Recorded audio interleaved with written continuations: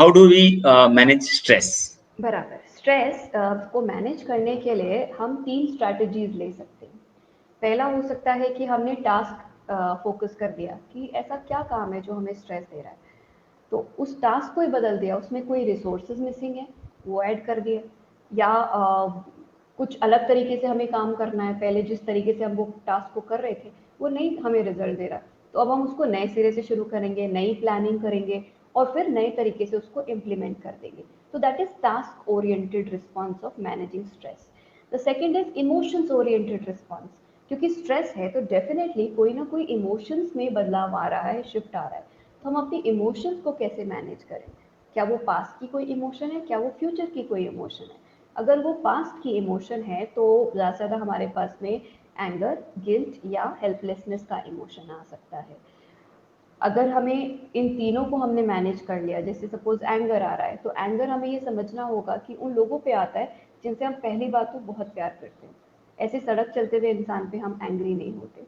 दूसरा, अगर हम ये समझ लिया कि उससे हम प्यार करते हैं, तो दूसरा ये समझना चाहिए कि वो एंगर हम जो होल्ड कर रहे हैं वो हमें क्या लेसन दे रहा है, या वो सिचुएशन ने हमें क्या सिखाया। अगर हम वो समझ जाते हैं तो हम अपने एंगर को इजीली सामने वाले पे से मैनेज कर सकते हैं।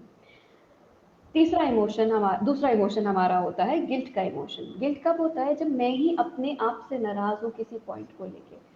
तो वहाँ ये समझना है कि अभी मैं जो भी कर रही हूँ मैं अपने हायर विजडम से देख रही हूँ। Wisdom grows with as.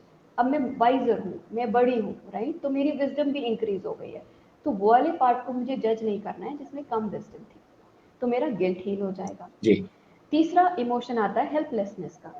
Helplessness का इमोशन तब आता है जब चीज़ें, सिचुएशन हमारे हाथ से बाहर निकल गई है और अब हम कुछ नहीं कर पा रहे।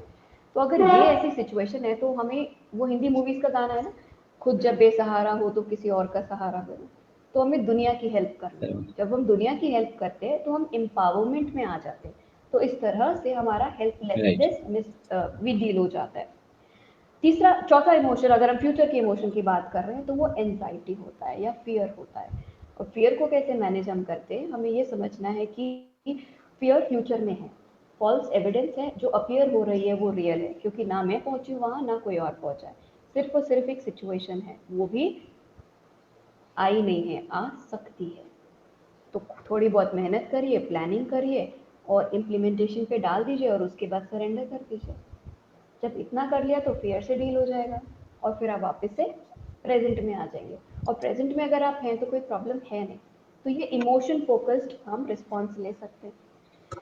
तीसरा हो सकता है अवॉइडेंस फोकस्ड। अवॉइडेंस फोकस क्या है? ऐसा चीज, सिचुएशन का जब आपको लग रहा है कि आप कुछ नहीं कर पा रहे, तो अब आप क्या करो, अपने आप को डिस्ट्रैक्ट कर लो। यानी टीवी देख लो, मूवी देख लो, नेटफ्लिक्स सीरीज देख लो, लोगों से बात कर लो, फोन कॉल कर लो अपने फ्रेंड्स को, वीडियो कॉल करो, कनेक्ट करो लोगों से जिनसे आप बात कर सकते हो, and take their opinion, but make जी। Sure you are connecting with someone who has some professional knowledge of mind sciences.